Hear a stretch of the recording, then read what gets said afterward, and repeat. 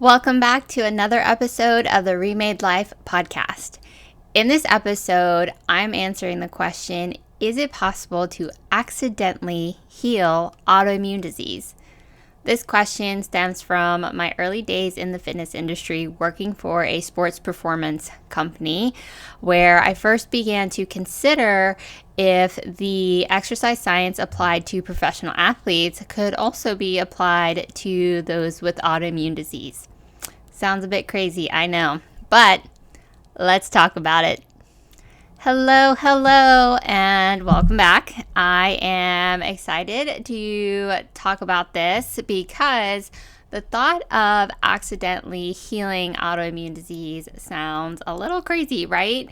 I mean, in practical terms, can you accidentally heal autoimmune disease? I think no, because it really has to be an intentional practice to heal your body, but maybe not in the way we have traditionally thought about healing. I also have to say, this episode was also inspired by a Threads post that I saw from a friend of mine that is also in the autoimmune space. For the last 6 months or so, I have been training for a half marathon, which actually I did last weekend. I've already completed my half marathon. We did really well, 2 hours, 35 minutes. It was a little bit crazy because we had been training for the Outer Banks half marathon, which was supposed to be a very flat route. And so that is how we trained. Last minute, the race is canceled. So my husband and I decided to sign up for the City of Oaks half marathon, which is more local to us, but also a lot of hills, which we were not prepared for in our training whatsoever. So we had one less week of training, and also we didn't get to do our deload week. And anyways, we did it. It was tough. The last little bit of the race, my foot was cramping. I kind of had to alter my running gait a bit, but we made it. 13.1 miles. We made it. Anyways, so throughout this, last 6 months or so, my friend has also been training for a full marathon, actually, which she will be completing her race in Hawaii later this year. So one day I saw that she made a post on Threads, and it was something like, I think I might accidentally heal lupus training for this marathon. Not the exact words, I don't think, but it was something to that effect. And I remember thinking yes, you can. You might accidentally heal lupus while training. So for those of you that are maybe new or newer to the podcast, welcome. Let me share a little bit of my background story. So I used to work for a sports performance company. They are most known for training NFL athletes, helping them prepare for the NFL Combine. And they have also ventured into corporate wellness. So I worked as a part of the corporate wellness sector. They have taken exercise science applied to professional athletes and have applied them to the general population, so the average everyday people, not professional athletes. So during my time with the company, while I was learning their approach, their methods, all about the training and recovery programs for professional athletes, I thought, if this can be applied to the general population, can I take it a step further and apply it to the autoimmune population? Can I use these same principles that are used for athletes, the most elite humans, can they be applied to those with autoimmune disease? And I mean, that sounds like a little far-fetched, right? But I have this thought. If we take the principles applied to the most elite humans in the world, can we accidentally heal autoimmune disease? If we somehow increase the human performance, the humanness, can we decrease the dis-ease? Because we know how dehumanizing autoimmune disease is. It tears your body down so much. So what if we could build the body up, almost like strength training, this elite level application of strength and conditioning, could that work against autoimmune disease? And that was really the building blocks of what is now the Remade Method for strength training. So as I got curious about how this could be applied to those with autoimmune disease, I, of course, started to implement this work with myself. So I combined strength training with mobility, I implemented better recovery techniques, and I started to move away from the high intensity training. I didn't completely eliminate it, but I started to have a more balanced, well-rounded program. And over time, I began to notice that I had less frequent flare-ups and less intense flare-ups. And I remember the first time that I went like 3 or 4 months without missing a day of work due to an autoimmune flare-up. And I was like, dang, I mean, this is kind of a big deal. Like maybe this new approach, maybe there is something to it. So I started implementing this with my clients. I started to change the way I approached coaching with my clients. For me, it was no longer about pushing myself or pushing my clients to the extremes with like every single workout, but it was about taking a smarter approach with respect to the nervous system and the immune system. So strength training was no longer just about getting stronger, but it was about becoming more resilient as a whole organism.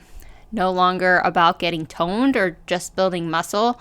I mean, those things happen, but it became more about regulating the nervous system through a strategic approach to strength training and exercise in general. And over time, this is what became the Remade Method. But more than just a method to strength training, this really ignited in me this concept of be more human. I mean, I didn't make that up. It's something a lot of people in the fitness industry and the human performance field really strive for, is increasing human performance, increase the performance of a human, which is the exact opposite of what autoimmune disease seeks to do. Autoimmune disease, specifically those that impact connective tissue, really tear down the human physicality. So if we can counter that by building up connective tissue through strength training, then are we accidentally healing autoimmune disease? Maybe it's more of like just an indirect, but if the intention is something else, then it's kind of like it happens by accident, right?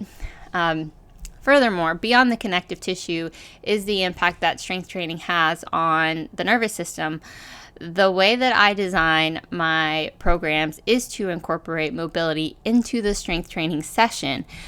By doing so, one, you improve the function of the joint itself, but also you improve lymphatic circulation in the body. We move stagnant inflammation that can cause damage to connective tissue and joints. And two, you influence the nervous system's perception of threat. So by incorporating these intentional rest periods into your workout, your nervous system is also experiencing regulation. The reason I always recommend that someone with autoimmune disease start with strength training over cardio or running is because strength training inherently has those breaks built into the process. So you do a set, you rest, you do a set, you rest, and you repeat. And physiologically, this helps your muscles replenish energy stores. And also, psychologically, it helps your nervous system develop a more efficient transition between sympathetic and parasympathetic. So from fight or flight to rest, digest. Now, of course, you're working out. So yes, you are technically in sympathetic mode. You're heightened fight or flight mode. It's a heightened state, but the little breaks of rest within your workout cue the nervous system that, okay, the hard part is over. And then you do it again, and within 30 seconds, it's like over, and you repeat and repeat. So it becomes like these little micro exposures to threat, but your nervous system learns that, okay, we've done this before, the threat will be over soon. So you interrupt this overly heightened response of the nervous system. And then the nervous system begins to communicate to the immune system that, okay, we don't need to go full force on every threat that we encounter. So strength training becomes resiliency and capacity training for both your nervous system and your immune system. Do you see how that all works together? Okay, so I've been talking a lot about strength training, but I personally have been training for a half marathon. I've been doing a lot of running, so yes, your girl has been doing cardio. Cardio isn't bad. It's just not the first place that I recommend people start. However, if it is your true passion to run, by all means run.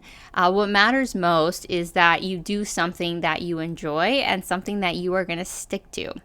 But if you are going to implement running, then you better have an on-point recovery practice, because cardiovascular training and high intensity training will keep you in that heightened state for much longer. There isn't the natural built-in rest like there is in strength training.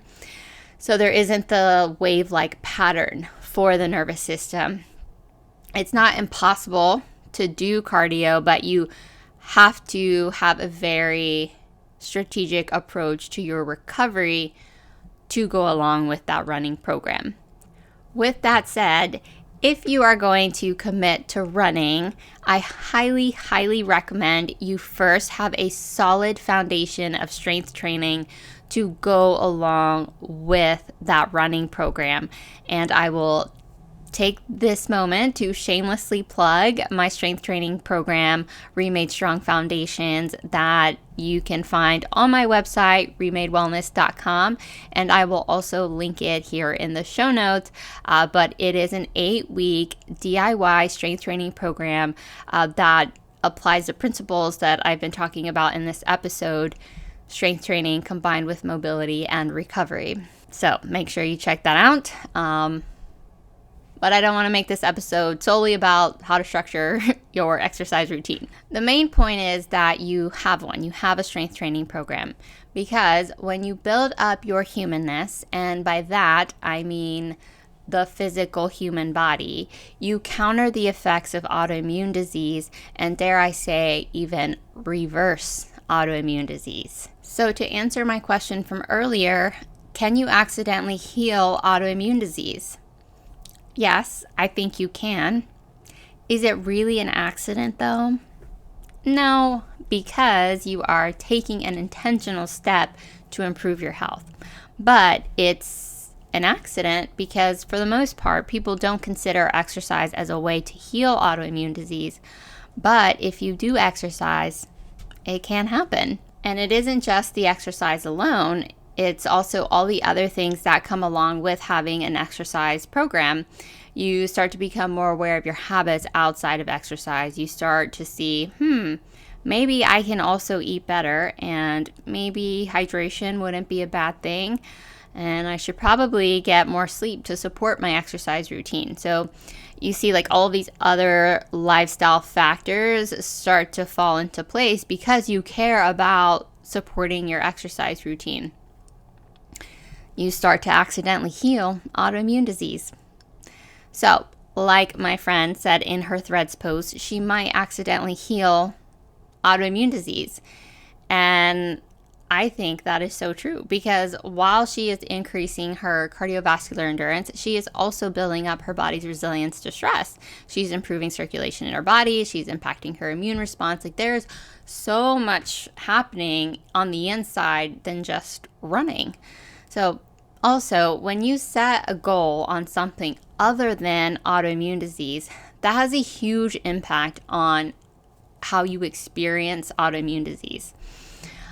I don't know all the neuroscience terms to explain it, but I can tell you that the neuroscience is true. Wherever your focus goes, that's where your body directs its energy. And I really wrestled this for a long time because it didn't really make sense to me. Like, how would focusing on something positive make the autoimmune disease just go away. Like, that didn't make sense. Like, to me, it felt like, oh, let's just shove it under the rug and pretend it's not there. However, it's not about ignoring autoimmune disease. It's about building a life where autoimmune disease is not the product or result of your life. By shifting your focus on building something new rather than continuing to repair the old, meaning just managing your symptoms, you begin to give greater resources and energy to the goal you want to achieve.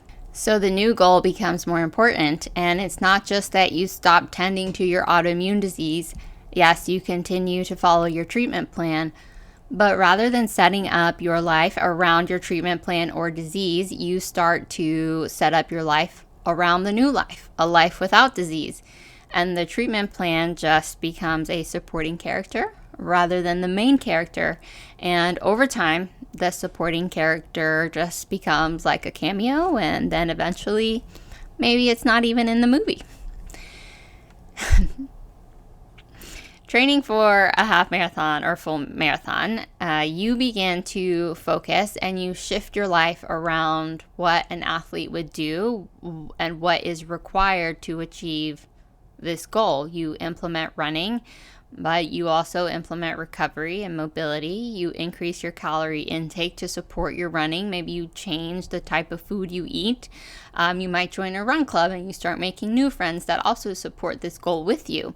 You buy the shoes, you buy the workout clothes, you begin to prioritize your running schedule, and you start to shape and form your life around this goal. And it becomes the priority and not just managing the symptoms. When you're just managing symptoms, that looks like canceling a lot of plans. Your social life really takes a hit.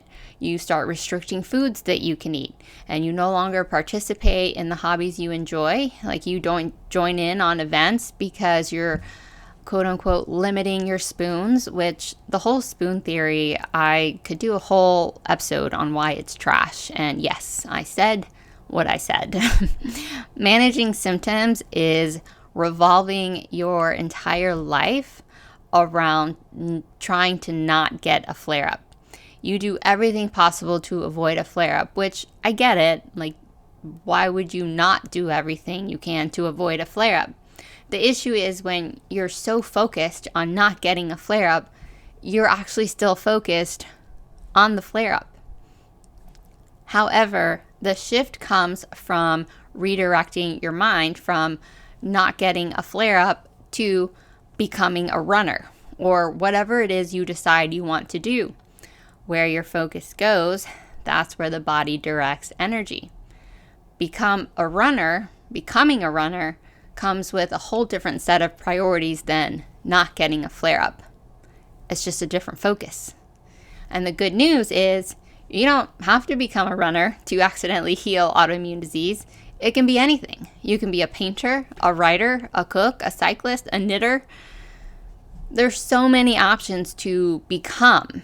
What matters most is that you are directing your attention to building something you desire rather than tending to the things that you don't want. So when I ask, is it possible to heal autoimmune disease? It's a yes and a no. No, it's not an accident because it's an intentional choice to focus on building what you desire.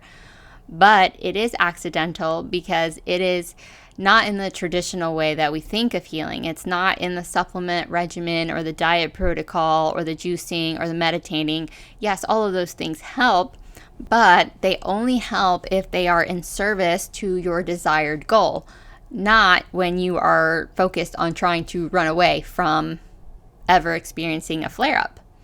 When you're focused on what you do want rather than what you don't, and you start to give more energy and resources to the thing you desire, then it becomes accidental healing because you're not even focused on healing. You're focused on building the life and the feeling and experiences you do want in your life. For me, my accidental healing started with strength training. And then I painted my house the color I wanted. And then I quit a job that wasn't fulfilling to me. And then I let go of all these autoimmune narratives that no longer served me. And then I went to massage school.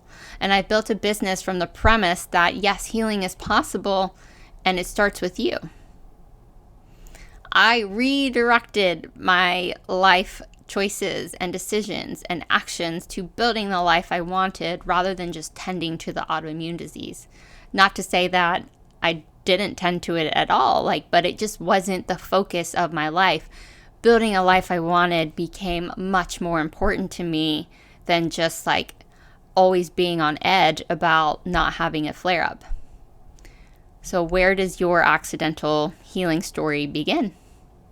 When I think about where does this part fit into the Remade Method, it's kind of hard to give it a specific section. So the Remade Method, made up of 3 parts: revive the mind body, rebuild the health, and reclaim your life.